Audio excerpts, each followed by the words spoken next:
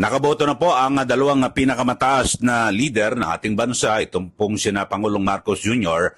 at gayon din po ito pong si VP Sara Duterte. At dito ho ay ipakikita ko ho ang mga kaibahan ng kanilang ginawang pagboto, yung mga eksena, meron ho tayong video. At syempre ho mga kababayan ay lumitaw na talagang dinumog po ng taga-suporta.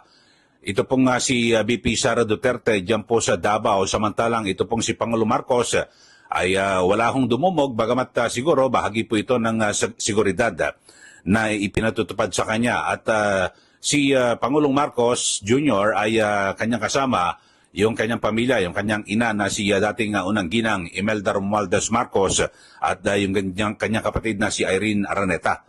At yun po na bumoto, bagamat kasama rin na nandyan ito pong si Congressman Sandro Marcos, pero hindi po siya botante diyan po sa Batak dahil sa lawag po siya, no? At kasama yung kanyang nanay. Samantala ito, panoorin ho natin mga kasama, ito hong eksena, yung pagdating ni Pangulong Marcos sa botohan diyan po sa Batak, Ilocos Norte. Tapos mamaya yung kay VP Sara. Ito, panoorin po ninyo, ha? Good morning, sir. Good morning, sir. Good morning, sir. Hello, sir. Good morning, ma'am. Happy Mother's Day po.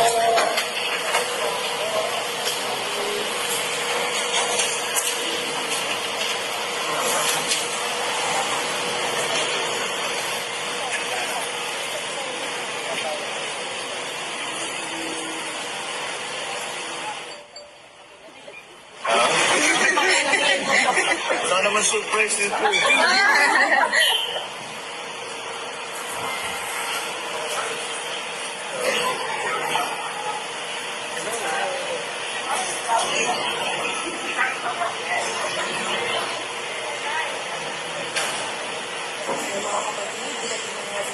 Okay, so yun po no ang eksena ng pagdating ni Pangulong Marcos Jr. diyan po sa kanyang pagbobotohan na presinto sa Batak, Ilocos Norte. At marahil yun siguro bahagi ng mahigpit na pinatutupad na seguridad pero hindi po siya doon dinumog gano'n. Pero ito, panoorin po natin ito namang eksena diyan po sa Davao City na kung saan ay talagang grabe ho, no? Halos hindi makalakad eh. Ito po nga si VP Sara Duterte. Ito, panoorin po ninyo, ha?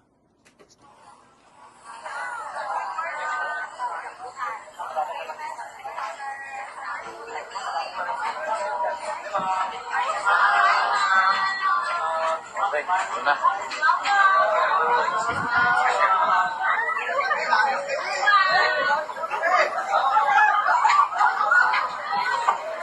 Ano, nakakagulo yung mga tao. At pagdating ho ni VP Sara dyan po sa presinto, sa eskwelahan na kanyang pagbobotohan, ay titingnan niya muna na yung kung saang presinto siya sakto boboto.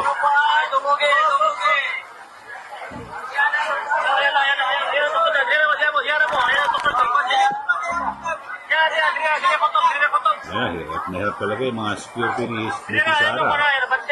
Check niya muna kung saan siyang presinto papasok.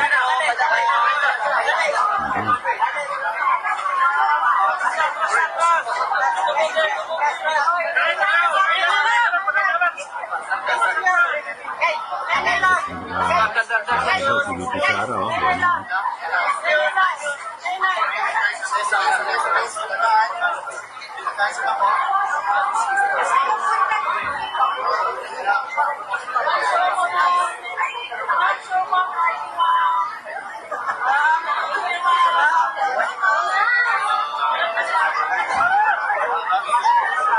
Ako, at pumasok na sa loob ng silid-aralan para formal na bumoto. Okay, so yan po ang eksena sa pagdating ho ni na Pangulong Marcos Jr. at gayon din pong si VP Sara. So, ang sa panig ho ni Pangulong Marcos ay wala. Talagang malinis at hindi po siya dinumog. Baka naman pinagbawalan din no, ng Presidential Security Group o PSC, no, Presidential Security Command. ito pong pagdagsa. Pero ang mga sumisigaw, mga reporter ho yun na bumabati kay Pangulong Marcos Jr. Samantala, ay nung nasa loob na ho ng presinto, ito naman, pinagkukumpran lang ho natin ito hong eksena. At na kung saan, pagkatapos pong buo na to ni Pangulong Marcos Jr. tumayo, ipinasok na kagad yung, yung sa balota niya. At yung kaibahan, yung balota ko ni PBBM ay iniluwa pa ho o nagbara. Hindi agad tinanggap. Samantalang kay BP Sara, mabilis naman, naging swabe. Ito, panoorin po muna natin, ito, eksena, sa loob po ng voting precinct ni Pangulong Marcos Jr. Ito, panoorin po ninyo, ha? Okay. Elderly, konting mga may PWD, at mas konti pang buntis na naunang mataba. So, hindi masyado Ayan, ang nakikita yung crowd. Ayan na. Ito, may agad si Pangulong Marcos Jr. Diretso na kagad siya. Pangulong Marcos, papasok niya na sa ATM, sa automated counting machine. Of course, dapat ay nakatakip pa rin, hindi makikita. At dapat ang butante mismo, ang Pangulo mismo dapat na magpapasok ng kanyang balota sa machine. Siya magsusubo mismo yan. Okay, Pops, tinanggap, Pangulong problema.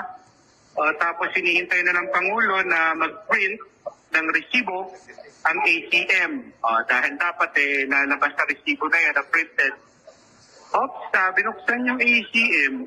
Bakit? Na-stock yung kanyang balota. Tinihila ulit. Tulungan siya ng Hindi agad tinanggap yung kanyang inangat yung balota. makina ATM, tapos hinila ulit ang balota.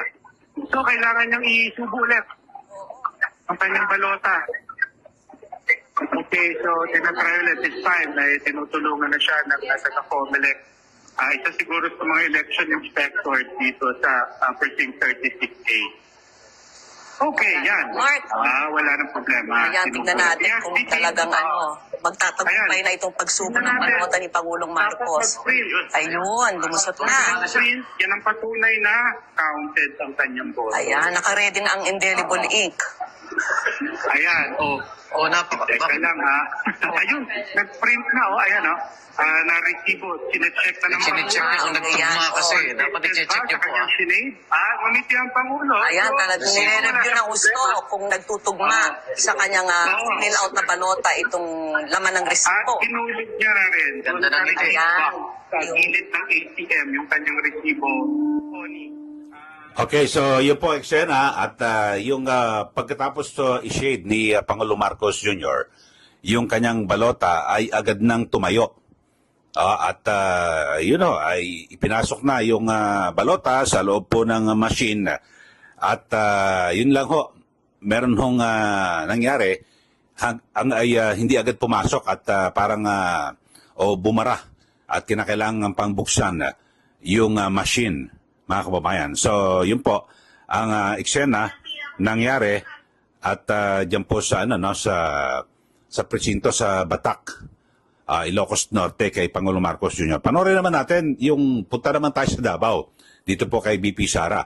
At si PBBM pagka shade tumayo diretso sa machine. Ito panoorin naman natin itong si BP Sara. Centrum Silver Advance for age 50 plus para feeling mayroong dalawang tao sa harap niya bago na ang turn ng pangalawang Pangulo para maghulog ng kanyang balota sa ATM. Alvin. Katrina, habang inaantay natin, siguro tuloy-tuloy na natin para masulipan natin yung pagproseso ng boto ng Vice Presidente. As a refresher, sino-sino nga sa pamilya Duterte ang tumatakbo sa eleksyon ngayon? Alvin, mayroon 5 miyembro ng pamilya Duterte ang tumatakbo ngayon. Let's enumerate them one by one. Una sa lahat, si dating Pangulong Rodrigo Duterte, tumatakbo bilang pagka-alkalde ng Davao City, kung saan ilang dekada niyang pinanmunuan bago siya naging Pangulo noong 2016. Ang kanyang panganay na anak, si Davao Representative Paulo Duterte, tumatakbo sa pagkakongresista sa 1st District ng Davao. Ang anak ni Paulo Duterte na si Omar Duterte ay tumatakbo rin bilang bilang kongresista ng, if I'm not mistaken, 2nd District ng Davao. Habang ang isa pang anak ni Paulo Duterte na si Rigo Duterte ay tumatakbo naman bilang pagkakonsehal. Itong Rigo Duterte, Alvin at Bernadette, ngayon lamang siya naririnig ng ilang botante sa ilang bahagi ng bansa na hindi pamilyar sa Davao City. Pero itong si Rigo Duterte ay binabilang Chief of Staff ni Paulo Duterte at tumutulong na daw sa kanyang opisina sa loob na ng 5 taon. Bagong santasa, susubukan niya yung kanyang tsansa, yung kanyang kapalaran, kung papalaran siyang manalo bilang konsehal ng Davao City. At siyempre, huwag natin kalimutan si Davao City Mayor Sebastian Duterte na ngayon ay tumatakbo bilang Vice Mayor ng Davao City. Alvin, alam natin lahat na patuloy na nakadetain si dating Pangulong Rodrigo Duterte sa The Hague. So kung sakali, assuming in the eventuality na manalo si dating Pangulong Duterte sa pagkaalkalde ng Davao City, automatic na ang Vice Mayor ang siyang magiging tatayong alkalde ng lungsod na ito. Ang kalaban si Sebastian Duterte, ni Baste Duterte sa pagka-Vice Mayor ay dati niyang kaalyado. Nakapila ho si BP Sara. Ayan o. At pagkatayo. So ngayon, Alvin, nakikita ko kasunod na sa pila si Vice President Sara Duterte. Isang tao na lamang ang hinihintay. So hindi po nagpa-VIP, no? At talagang pumila po. Ng kanyang balota sa naturang automated counting machine. Alvin. So ang kalaban ng matandang Duterte ay yung si dating civil service Carlo Nograles, at ang kalaban naman ni Pulong ay yung babaeng Nograles. Si Migs Nograles. Si Migs Nograles, Discuss natin yung mga Nograles naman dito, no? Si Carlo Nograles, dating cabinet secretary. Ayun na. Si BP Sara na. Ayan, napanood nyo na ho. Ito. Pinasok na. Ang balota. Pinuproseso ngayon. Yan. Ayan na, hinuhulog na ni Vice President. Abangan natin, Alvin, kung makakaranas ba siya ng paper jam o anumang aberya o magiging swabe ba at tuloy-tuloy lang yung pagboto ng pangalawang Pangulo. Mukhang okay naman. Mukhang tinanggap nung makina ang kanyang balota. So antayin natin ngayon yung paglabas ng resibo, Katrina. Yes, may pagkakataon siyang i-check doon sa resibo at maging doon sa monitor kung tama nga ba yung kanyang mga na-shadean na pangalan. Inaasahan na 12 senador ang iboboto ng pangalawang Pangulo. Sampu dyan ay bahagi ng so-called Duterte candidate. At ang dalawa naman ay ang mga dating ina-endorse ni Pangulong Ferdinand Marcos Jr. So far, Alvin, nakikita natin si Vice President Sara Duterte na nakatayo o nag-step away siya mula sa vista sa ATM at mukhang tapos na. Pumoto ang pangalawang Pangulo. Lalabas sa ngayon mula. Okay, so yun po, no? At si BP Sara pumila at talagang nagantay at bago siya pumunta sa machine at isubo yung kanyang balota at agad naman tinanggap ng makina. So yun po, at meron ding bukod ho sa akin, no, na aking impresyon at pagtingin, ito rin ho, may binabanggit din si Alvin El Chico, yung kanyang pananaw, kasi parang magkaiba rin ng sitwasyon, no, kay Pangulong Marcos Jr. at dito kay BP Sara, na kung saan ay mas marami po na kasabay ito nga si BP Sara sa pagboto at maraming tao, samantalang doon kay Pangulong Marcos Jr. ay siyempre sila lang ho magkakapamilya. Ito, panoorin po natin, mga kababayan. Alvin. At saka marami siyang kasama sa pagboto, Katrina. Hindi kagaya kanina ang presidente kasi na-cover din natin yung pagboto. Ang kasama niya sa voting precinct ay mga kapamilya niya, yung dating unang ginang, pati na yung kanyang kapatid. Dito naman, mukhang maraming kasamang ordinaryong botante ang vice-presidente, no? Yes, Alvin, no?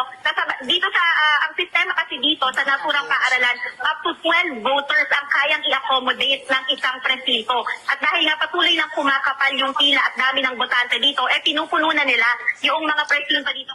Okay, so yun po, mga kababayan, yung mga eksena na kung saan ay halos magkasabay na bumoto, magkakaibang lugar, itong sina Pangulong Marcos Jr. at BP Sara Duterte. So, Unahin natin yung kanina eksena na ating ipinakita, yung pagdating ni Pangulong Marcos sa Batak, Ilocos Norte, ay yun ho, no? Kakaunti mga sumalubong. At siyempre, binabanggit ko nga ho, marahil ito ho ay siyempre bahagi, mahigpit na seguridad na ipinatutupad sa Pangulo. Ang Pangulo ay bumoto po sa precinct number 36A sa Mariano Marcos Memorial Elementary School sa Batak City, Ilocos Norte. Samantalang, yun ho, no, pagdating doon, kasama niya ito hong si dating unang ginang, Imelda Marcos, nandun po si Irene Araneta, yung kanyang kapatid, yung kanyang anak na si Sandro. Pero si Congressman Sandro ay hindi po botante sa Batak, siya po ay botante sa Lawag. So hindi po rin natin nakita, no, si First Lady Lisa Araneta Marcos dito po sa eksenang ito, at hindi mo natin alam, at abangan na natin kung ano ang sasabihin po dyan ng Malacanang, kung bakit wala po si unang ginang o baka sa ibang presinto siya po nakarehistro. At samantala sa kabilang banda naman sa Davao City ay pagpasok ko ni BP Sara ay talagang dinumog, halos hindi po makalakad, di po ba? Tapos tinignan pa yung pangalan, yung kanyang listahan sa kung anong presinto, pumasok sa loob. At siya po ay nagtungo sa Daniel R. Aguinaldo National High School sa barangay Matina, diyan po sa Davao. At nang nasa loob na ho, ay nung isubo po ni Pangulong Marcos Jr. yung kanyang balota, ay hindi agad tinanggap ng makina. Nagbara. So binuksan ho yung counting machine at ina-isolate tsaka pumasok. So natapos. Pero kay BP Sara, sabi ho, nung ipinasok yung balota ay gano'n, no? Bago ho dyan, talagang pumila ho siya, no? At maraming mga nauna na butante na bumoto, tapos siya, kasunod siya sa pila. Samantalang si Pangulo Marcos Jr., pagkatayo sa upuan, sinade yung balota, pagkatayo sa upuan, dala ang balota, ipinasok, medyo nabulo, hindi natin alam kung ano nangyari, tapos pumasok naman. So, yun po ang kabuuan ng pagboto ng dalawang mataas na lider ng ating bansa, at base rin ho sa persepsyon at pahayag ni Alvin El Chico na ganun din po yung aking pananaw, na kung saan ay magkaiba po ang sitwasyon. Ito pong si BP Sara ay maraming kasabay na bumoto sa kanyang presinto diyan po sa Davao City, maraming kasamang ordinaryo na mamamayan. Samantalang si Pangulong Marcos Jr., ang kanyang kasama ay kanyang mga kapamilya. Yan po sabi, obserbasyon ni Alvin El Chico. So yun rin po, nakita ko rin base po sa ating pagmamonitor.